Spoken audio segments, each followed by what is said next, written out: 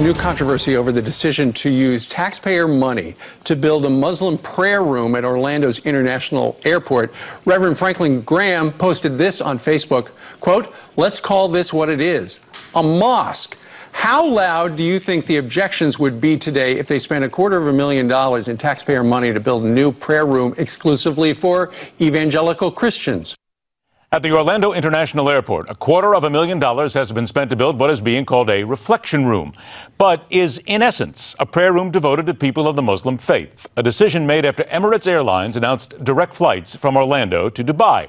But upon reflection, the decision has created a tempest. Those who point out there has always been an interfaith prayer room at the airport since 1983, with prayer rugs available for those in need, and see this as nothing more than bending to one religion because it is politically correct.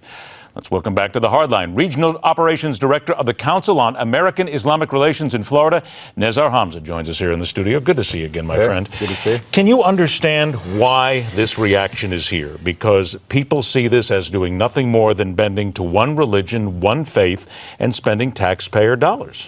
Well, first of all, let's put it into perspective. It's not a mosque. It's a reflection room. Yes. So myself, yourself, Ed, member of the Jewish faith, anyone they want can go in this room and pray. So while it may be, being angled and tweaked in the media as a mosque, it's not a mosque. And so what? This is, we live in the United States of America.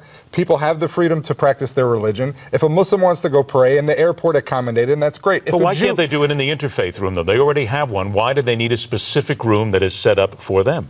Well, I mean, it's for everybody. It's not just for Muslims. The Orlando Airport was very specific when they said that. Now, is it accommodating the Muslims? Absolutely. It's open. They have an area where they can wash. But guess what? Who cares? Why are we so oversensitive now where people, listen, we're not talking about terrorist activity. We're not talking about extremism. We're talking about people praying to God. That's it. Why can't we go into that room? Me and you can go in there and pray together. But you understand, though, what the whole issue is here, though, where people see this as being taxpayer money simply doing something to be politically correct. You understand that? Well, I mean, the airport's saying they're not using taxpayer money to build this room. They've been very clear. They've said that. They've come out and said that. But if they can build a multi-purpose room, a multi-faith room, they can build another multi-faith room. Why are we being so oversensitive about it? Let's go pray in there together, and that's what it's for. What's the big deal? All right. Why do we have to make it an issue? Then let's go ahead and let's talk about another prayer issue here. And this happened at the Empire State Building, where there was a group of people, a family, who decided to go to the top of the Empire State, the observation deck. Yeah. And they were completely clothed. Now, let's, again, be very frank. They were clothed head to toe. Only the eyes were being seen by the women in the group. And they were seen in an area and they were praying. The security guards, let's face it, we know about security here in this country right now. There is a fear. There have been ISIS killers overseas who have been dressing as women who have been carrying weapons underneath the clothing. So can you understand at least why there is a security concern? They ask them to leave. And then again, the family sues the state. They sue the Empire State. They get about a $5 million or such about settlement. That gnaws at people, though, Nezar, because they say if you want to pray someplace else. Why do you need to pray here when you are asked not to? Well, Ed, I can, this is not the first time I've heard about, somebody that's praying and been in a full Muslim garb and praying, been stopped by law enforcement.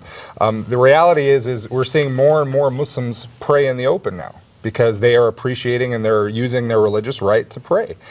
So this particular instance on the Empire State Building, do I understand the security concern?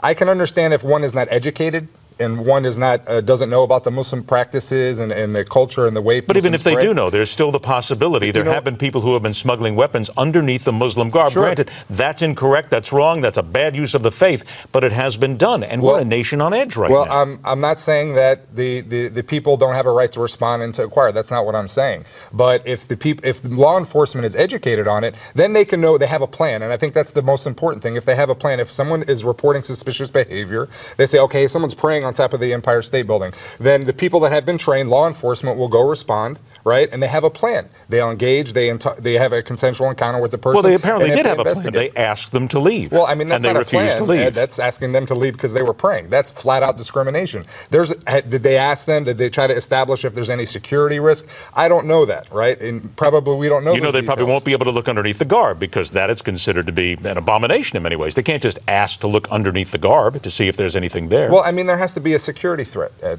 Okay. if they're dressed in a certain way, is that a security threat? Now, if they're exhibiting suspicious behavior, then absolutely law enforcement has a right to investigate and make sure that there's no crime that's going to happen or going to happen, right? So they have the right to do that. But for them to walk up and because they see someone kneeling and praying and kick them out, that's discrimination, right? So law enforcement has to have a plan. They have to be trained. They have to know what to look for.